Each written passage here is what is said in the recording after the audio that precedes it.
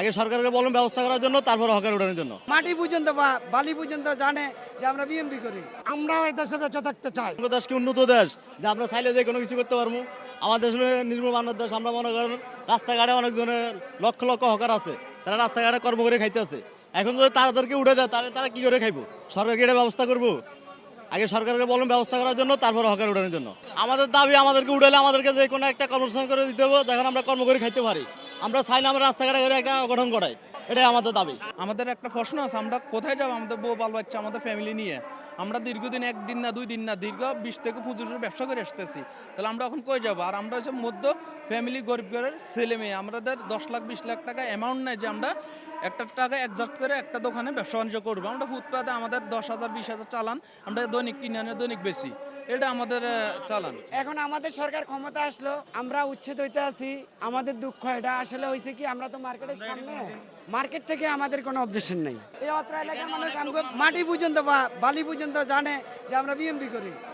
আমরা ঠিক ব্যবসা করতে পারি না, ব্যবসা আসতে পারি না। একমাত্র আওয়ামী লীগের লোকজনে ব্যবসা করে গেছে, সুযোগ সুবিধা তারাই লয়ে গেছে। আমরা মাইর খাচ্ছি, ও আগেও খাচ্ছি। আওয়ামী লীগের আমলে তো আমরা রাস্তা আসতে পারি নাই, ব্যবসা বাণিজ্য করতে পারি নাই, দোকান নিয়ে গেছে।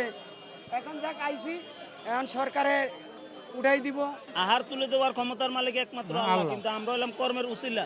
এখন আমার যদি কর্মই না থাকে, আহার করতে গিয়ে দিব, সেটা বিবেচনা এদেশের নাগরিক হিসেবে সরকার গ্রহণ করবে, ব্যবসায়ী গ্রুপও করবে না।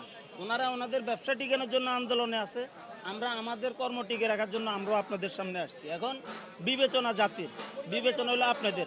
আমরা এই দেশে বেঁচে থাকতে চাই। আমরা আশা করি সরকার, বর্তমান প্রধানমন্ত্রী জনাব তারেক রহমান নিশ্চয় বিভিন্ন উন্নয়ন কাজের উদ্যোগ নিয়েছেন। সরকারের ভাবমূর্তি নষ্ট করার জন্য এটা একটা ষড়যন্ত্র হচ্ছে। অবশ্যই তারেক রহমান এটার ব্যাপারে সজাগ থাকবেন এবং মেয়র মহোদয় আছেন, আমাদের ব্যাপারে বিবেচনা করবেন। আমাদেরকে পুনর্বাসন ছাড়া ব্যবস্থা করলে, যেরকম ব্যবসায়ীরা রাস্তায় নেমেছেন, সারা বাংলাদেশের হকাররাও রাস্তায় নামবে। এটা অতীতে আমরা নেমেছি, আগামীতেও নামবে ইনশাল্লাহ।